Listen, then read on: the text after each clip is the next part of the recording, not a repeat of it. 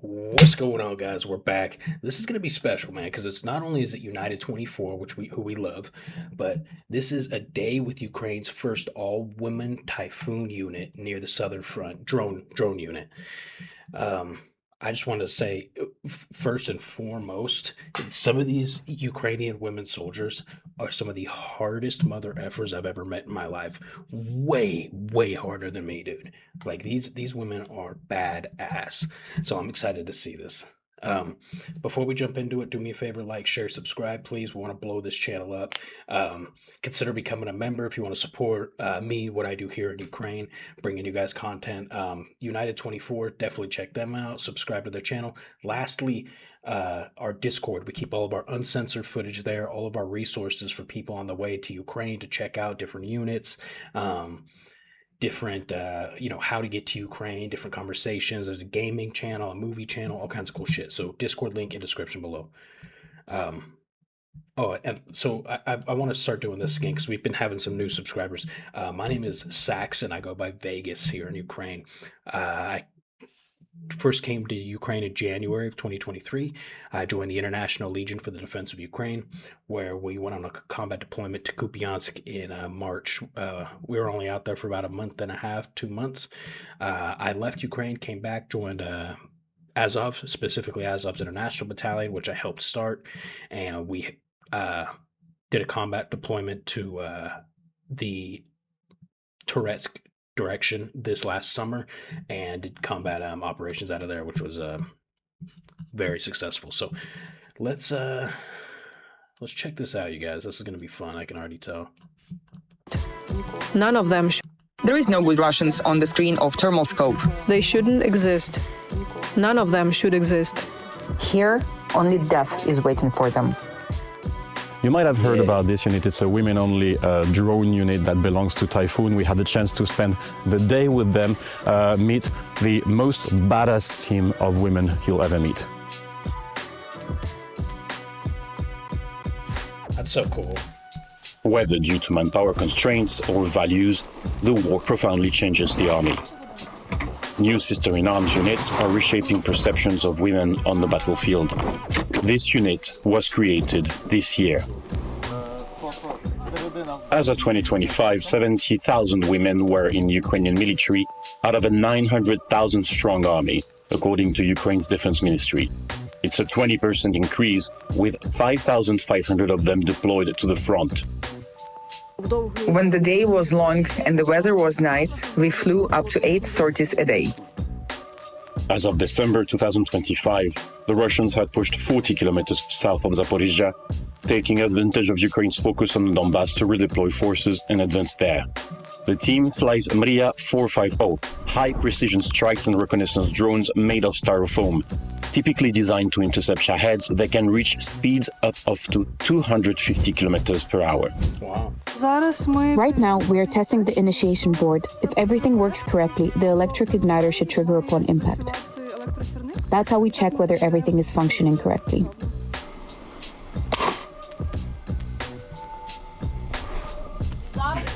With over 2 hours of flight time, their 3-kilo payload is deadly in good hands, whether these are manicured or not.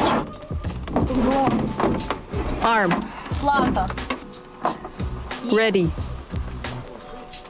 The drones can fly up to 50 kilometers, but that's really the maximum. That's enough for its purpose: enemy artillery pieces and enemy shelters. And they are not at such a great distance, so they are within its effective range. Oh, what kind of drones are those? When the invasion began, I wasn't in Ukraine. Later, I planned to return because I felt that I wanted to be involved in what was happening, the liberation and the fight. I traveled across Europe, stayed in Switzerland, enrolled at a university to study fine arts, and studied there for a year and a half.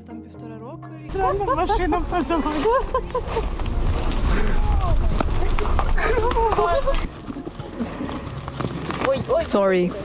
We never saw it before. It's an exclusive footage. I've essentially been at war from the first day of the full-scale invasion, and I served in different units. Before Typhoon, I was with the Lazar Group, a heavy bomber drone unit. I then learned about Typhoon, and from the very first days of this unit, I've been with Typhoon. Історії цього підрозділу я з Тайфуном. I eventually returned to Ukraine, started preparing for the army, took aerial reconnaissance courses with the Victory drones, and that's where I met the girls. З дівчатами. I was an accountant at a construction holding company. I didn't like that job. First, my family, my mom, my brother, my sister, and I traveled abroad.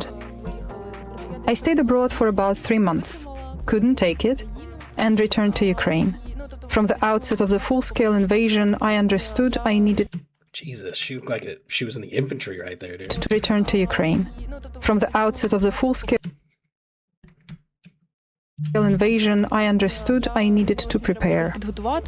Wing right, left, stabilizer up, down, stabilizer right, left, motor. Taking the motor. My name is Tanya, call sign Titan. I'm 23. Titan. I was a student before the army. I graduated from Karpenko-Kari University, God bless Ukraine, dude. completed the education I dreamed of, then obtained my diploma and took civilian courses for a month before joining the army. This is where we three met. My parents didn't know, no one knew anything. I just returned, started the recruitment process, first for those courses, and then I was recruited. At some point, after working for a while, they proposed, let's try working together. We agreed to this type of experiment. And it's already functioning quite successfully today.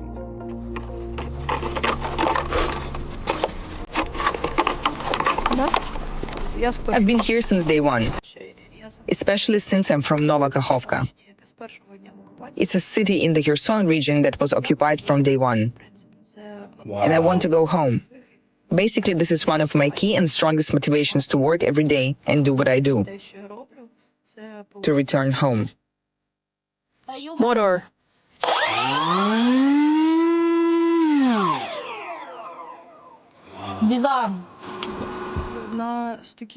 There was this moment when we organized the exhibition Unissued Diplomas, because many of our friends and classmates who studied with us at university joined the military from the very first day. They were killed without even receiving their graduation diplomas. We organized this exhibition and I realized these were my peers, people we greeted in the hallways, skipped classes with, Just kids, and man. went for coffee with.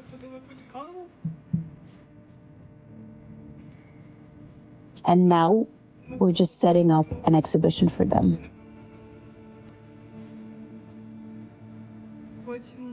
Then there was another event, the screening of the film 20 Days in Mariupol.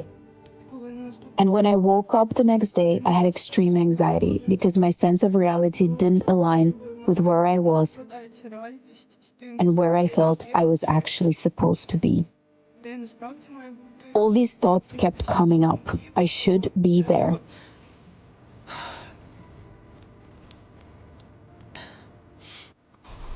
As women, they also had to face sexism. We are viewed as a curiosity, not because we have exceptional results, but because we are a female crew. I would like to change that, because we work the same way men do, on the same principles, with the same equipment. But you're here right now because we are girls. Let's be honest about that. Regarding some sexism in the unit, there isn't really any outright blatant sexism or misogyny in the worst sense of the word. But there are certain moments like, well, they're girls, you're girls, that kind of thing is present, unfortunately.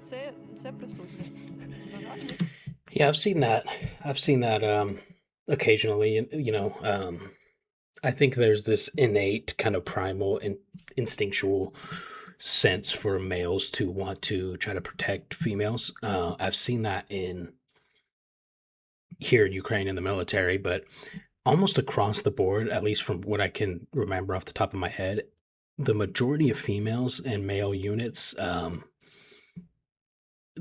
they worked great, and the men respect the hell out of the women respect the hell out of the men. But almost across the board as well, the females are in medical positions. So it's kind of more of like a like a motherly, take care of me, I'm sick type of position, you know. So it's kind of like that dynamic. This is different because these they are medics, right? This is a direct combat act. This is a direct. It's more of a kinetic role. So I haven't met too many females like this. I know units like a 3rd Assault Brigade, at least early on, had quite a few females within their actual infantry units.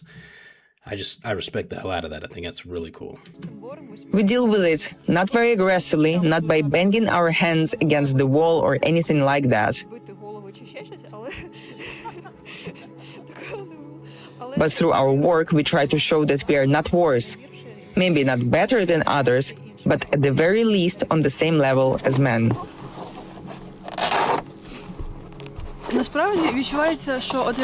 In fact, it feels like these years are really the best years for war. It's much harder to fight when you're 60 years old, when you can barely walk, everything hurts, and you still have to do some kind of hard work. We are at the age when we are most capable of truly resisting and fighting. And also regarding women in the army. In fact, the number of women who wrote to us after we posted that we were looking for another woman to join our team kind of shows how many women are ready to fight. 3,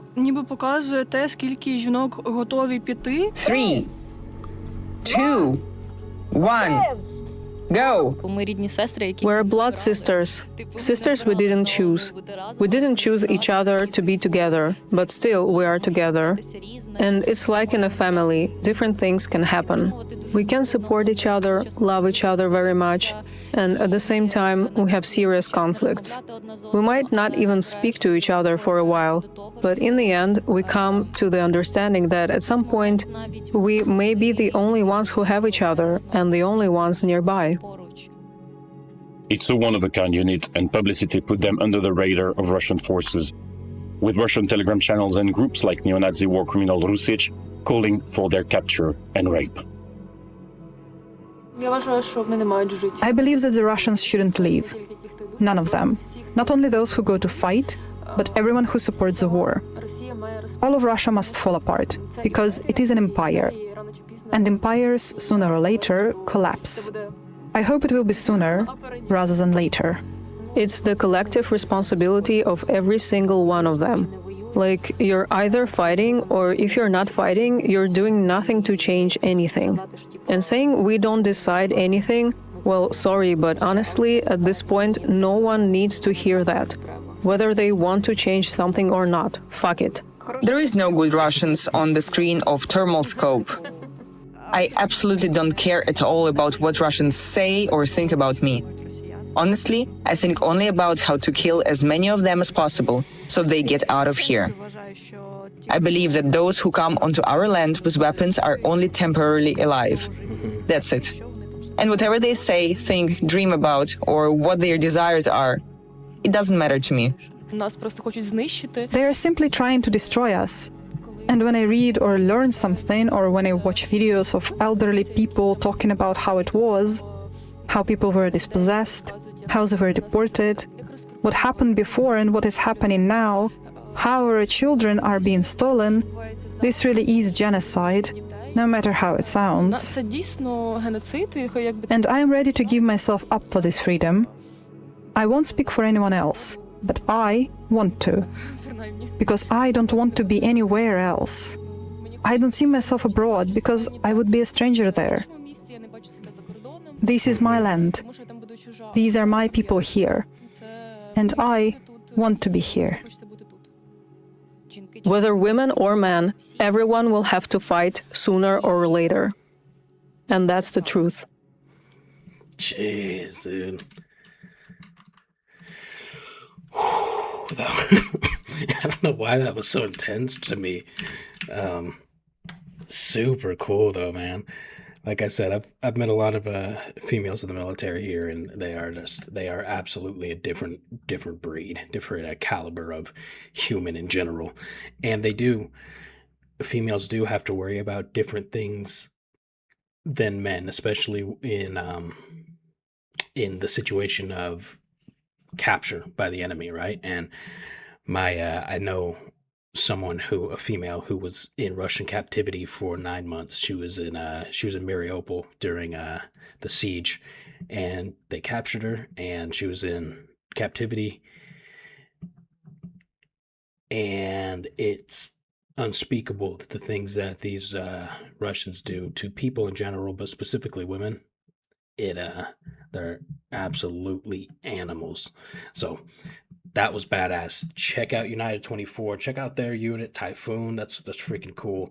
Um, do me a favor, please like, share, and subscribe. And then any uncensored footage, any Ukraine resources, check that out in the Discord link in description.